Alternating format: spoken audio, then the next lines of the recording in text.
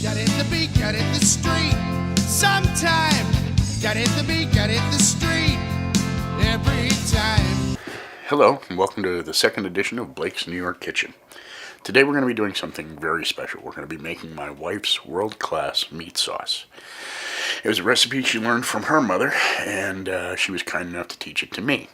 Now, I do things a little bit differently than she does, but overall, it's the same recipe, and it's awfully good. I think you're going to like it.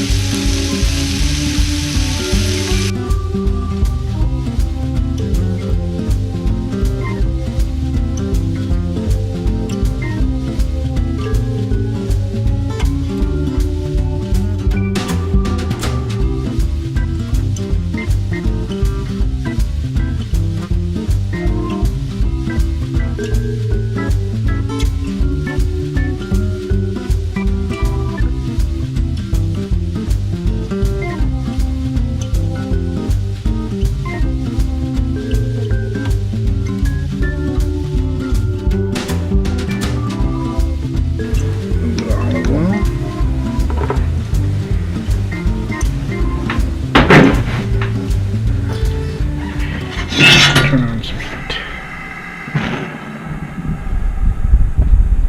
Down. Sure we coat that bottom. Alright, let's add these onions in.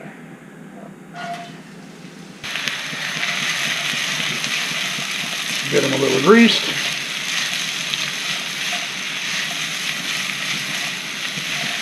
Make sure that oil gets distributed.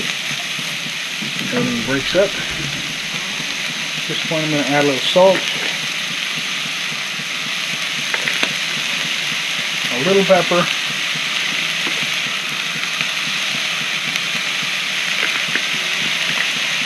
and I'm going to turn the light down in a second.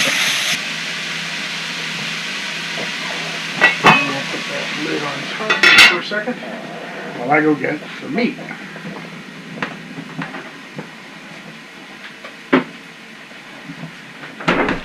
For the meat sauce. Now what I have here is about 1.5 pounds, a little over 1.5 pounds. Actually it's a 1.7 pounds of ground chuck. Now I prefer chuck. I prefer something with a little bit of fat to it, because the fat content is what really makes the beef taste good. It really makes the beef taste good. And when there's a little bit of fat in there, you know, you don't need 100% lean, you don't need 90% lean. It's important that you don't brown these onions. You don't want them to get brown, you just want them to get a little cooked before you start putting the meat in. You've got to add the meat fairly early, otherwise you end up overcooking the onions because you got to brown the meat. You don't want to do that. Onions and garlic, of course. I put it all together. Some people say you got to do them separately. I'm of a mind that you're going to use it all anyway. Might as well just put it all together. A good apron is worth its weight in gold.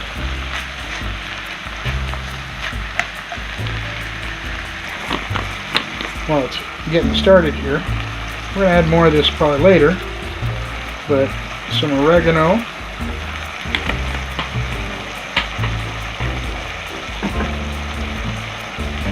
and some basil.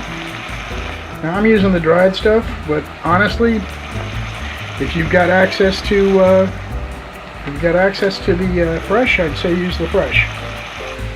Ooh, that's starting to smell good. Yeah.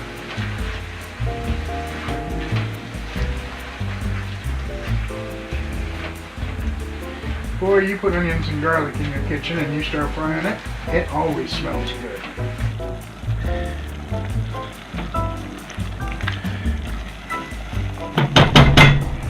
Alright. That's pretty good. Now I'm going to add my cup of wine. Okay. I'll mix that up in there.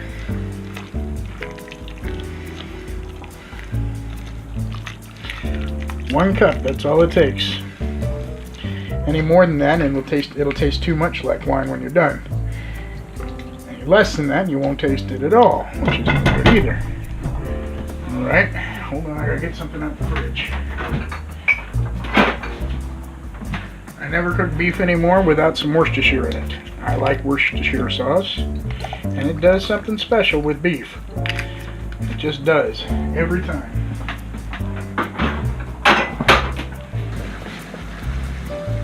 Temperature control is, all about how you like to cook. If you like to cook really fast, you're going to have a lot of problems if you have to make stuff, make stuff tender, make stuff good. So cooking fast is not good cooking. Alright, and that's pretty much all she wrote.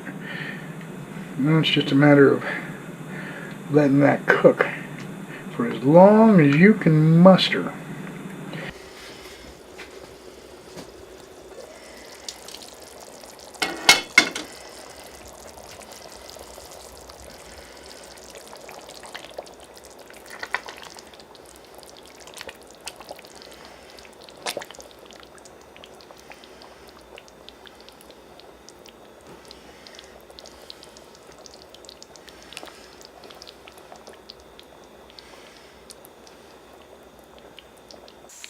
So let's go over those steps one more time.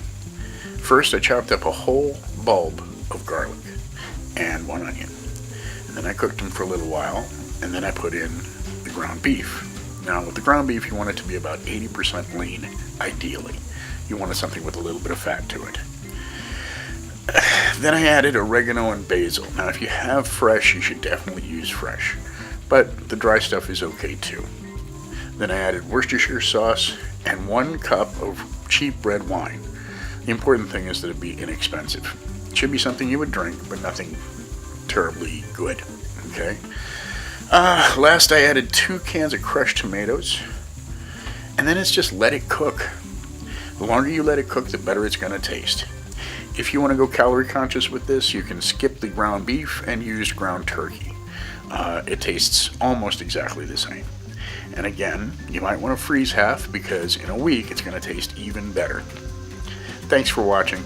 I hope you enjoyed it. I know I did. See you next time.